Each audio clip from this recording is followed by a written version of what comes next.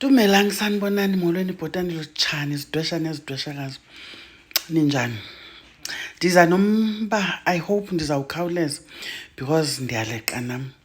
Bethunani, le nto iza because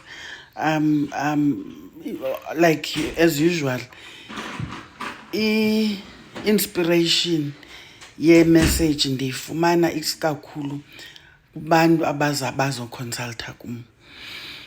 Ndifuna uthetha ngemfukamo, le nto kuthiwa ikhaya malifukame, ne?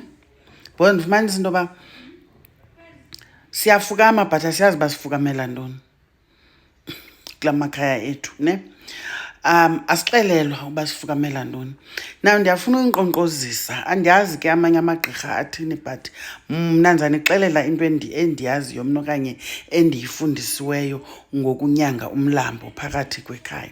Umlambo uzindidi bethunani, uzindidi.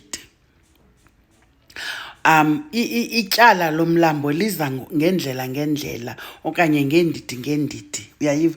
So ingaske xa niyosabela igqirha libe specific ncakasane ukuba yintoni le niyinyangayo kumlambo, you understand? Mandenze umzekelo kwenzela uba ndizoba quick and nizokhawuleza niyi-understand. Kukhona ukuthi sinetyala lomlambo, ne? Elizawufuna into yoba sisondele emzini omkhulu. Tyala lomlambo mhlambi apha ekhaya kukho umntu owaphelela emanzini akazange umoya wakhe ulandwe. There's a specific way yokusebenza umthwetyulwa. Andiqala uyithetha le nto. There's a specific way yokusebenza umthwetyulwa ongazange aphume abelilo igqirha. Khumbula xa umuntu ethwetyulwa uthathelwa into bezawuthwasiswa phakathi emanzini aphume ngelo xesha aphuma ngalo selilo igqirha eyokozela ziintsimbi enikwe zonke izixhobo zokusebenza.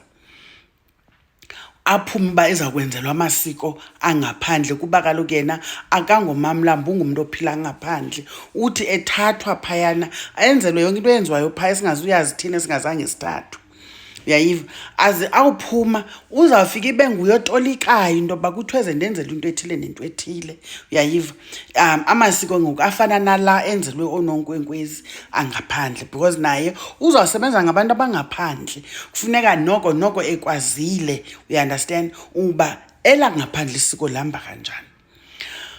Lowo umntu uthwetyulwe waphuma elilo igqirha. Abe khona umntu othathiweyo waze akabuya waphuma engasaphili ngenxa izizathu zinintsi ke. One, fumanisa into yoba ikhaya akhange lilandele imiyalelo. Mhlawumbi umyalelo uyakwazi uza nangethongo, uyayiva? Umntu uyakwazi uthonga ezawuthathwa alichazela ikhaya lakhe into yoba bethuna ndinothathwa mna ze kuthi ngoba ndithonge ngolu hlobo nolu hlobo, you understand? Sicinga umntu uyadlala kanti into ezawukwenzeka nyani, you understand? Ngelinye ixesha athi sethathiwe ubani ulahlekile kube khona umntu othongayo apha ekhaya, uyayiva? Into yoba kuthiwa makwenzeke into ethile ze ingalandelwa loo nto leyo. Ngelinye ixesha ibe ligqirha enilithumileyo elingalandela umyalelo, kungazilwa, yabona zonke ezaa nto, you understand? Zikhona izinto ezenziwayo nezingenziwayo xa kuthathwe umntu emzini omkhulu, you understand? Uba zenzekanga ezo nto okanye uba zenzekile ufumanisa into yoba uzawuphuma engasaphili, uyayiva ke ngoku? Xa iphume engasaphili obviously akaloo gqirha. That is why uzawufumana kweminye imilambo kukho amangcwaba, umntu ungcwatyelwa phaa ngokwesintu sakudala. Yiyeke leyo uba ni-sentimental, ni-westernized. Umntu athi umntanam akasoze aphelele. Umntu ingcwaba lomntu liba secam komlambo othathwe phayana because uphume nazo izimbo ezichazayo into yokuba ebethathiwe, uyayiva ke ngoku? Akanantsimbi, so zeziphi ezi ntsimbi zizawuchithwa. Uve kusithiwa igqirha lithe kwathwetyulwa udadobawo untontoni, you understand? Funeka echithelwe intsimbi, funeka efukanyelwe ntontontoni. Zeziphi ezi ntsimbi zichithwayo because akazange abuye enentsimbi, uyayiva ke ngoku? Nemfukamo, imfukamo, xa ndisithi imfukamo azifani. Imfukamo kadadobawo owathathwa emlanjeni nemfukamo kadadobawo ongunonkwenkwezi, nonkwenkwezi owathwasayo waligqirha elinentsimbi ngaphandle, azifani. Xa kufukanyelwe mna ayifani nemfukamo yomthwetyulwa. Mna ukubana ngaba abantwana bam ndibhubhile, aba ke ngoku bam bandazileyo bandibonileyo ndililo igqirha, babe zizilerhe badukise bade babhubhe nabo bengazange bandenzele nto, kuchithwa iintsimbi zam njalo njalo, lonke ela esiko lenziwayo lo mntu oligqirha, ndawuvela esizukulwaneni ndibe ngukhokho dado bawo. Ze kufuneke kuthweni kufukanywe because kuthiwa kuyadudwa, kufukanyelwa mna, kuyazilwa basically, ndichithelwe iintsimbi, yayiva, ze ndigoduswe ngenkomo. But ayizufana imfukamo yam nemfukamo yomthwetyulwa, ukhondiko azifani. Ewe, ndiyayibukela abantu besenza imfukamo ifane, ungabisayazi into yoba, uyaunderstand, kahle kahle kusetyenzwa ntoni apha, ngumthwetyulwa okanye ngudado bawo owayeligqirha, owayenentsimbi.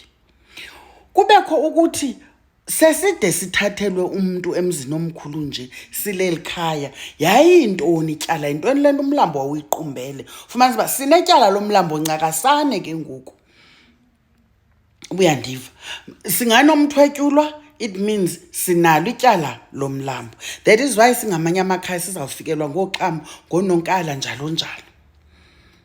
Uyayibona le nto ndizama uyitolika. Ityala lomlambo nalo imfukamo yalo ayifani nemfukamo yekhaya. Laa nto ndithi imfukamo zizindidi, igqirha malicacise into yoba isifukamela ntoni. Ngoba xa kunyangwa umlambo, umzekelo, uzawuyazi wena gqirha ke eliyaziyo into yoba, umzekelo, ityala lomlambo, isiphetho yintoni, kusetyenziswa inkomo yomlambo, laa nkomo imdaka xa kunyangwa umlambo. Andifuni ungena nzulu ke kwezinye izinto, kodwa all I'm trying to say is azifani ezi mfukamo. Uyayiva, awukwazi ke ngoku uyosabela egqirheni elinye univunyiselwe phaa, nawugqiba nize kum senifuna ukwenzelwa imfukamo. Xa ndibuza mna imfukamo yothini, ibe ngathi mna ndilo gqirha ndiyazi into endiyenzayo, because kutheni amanye amagqirha eyazi le mfukamo. Kaloku ndiphi itshance ndiyivumisele nam, sanuza kum ne-prescription yoba umabani wayethe makuthi ayihambi ngolo hlobo bethunani.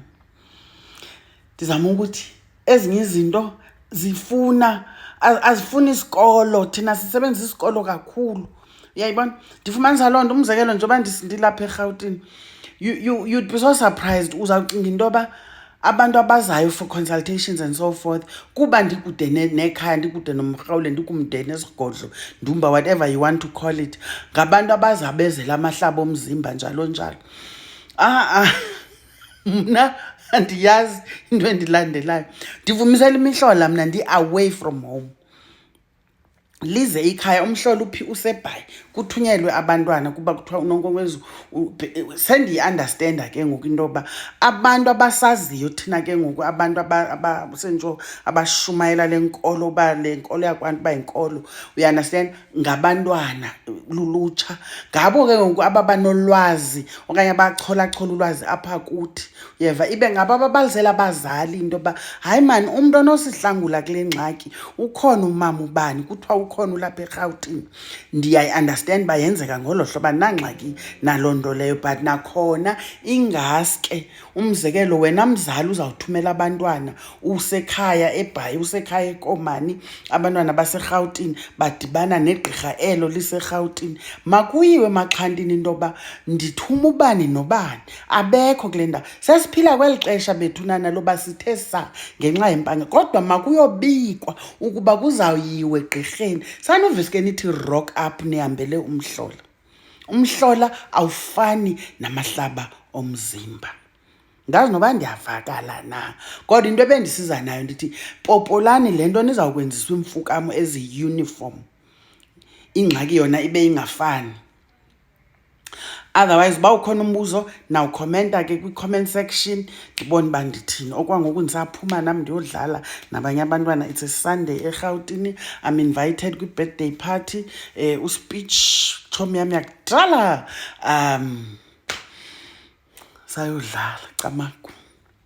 Anilike futhi nina, futhi kuthiwani anisubscribe, anifollow, khanenza into ezenziwayo ngabanye abantwana camaku.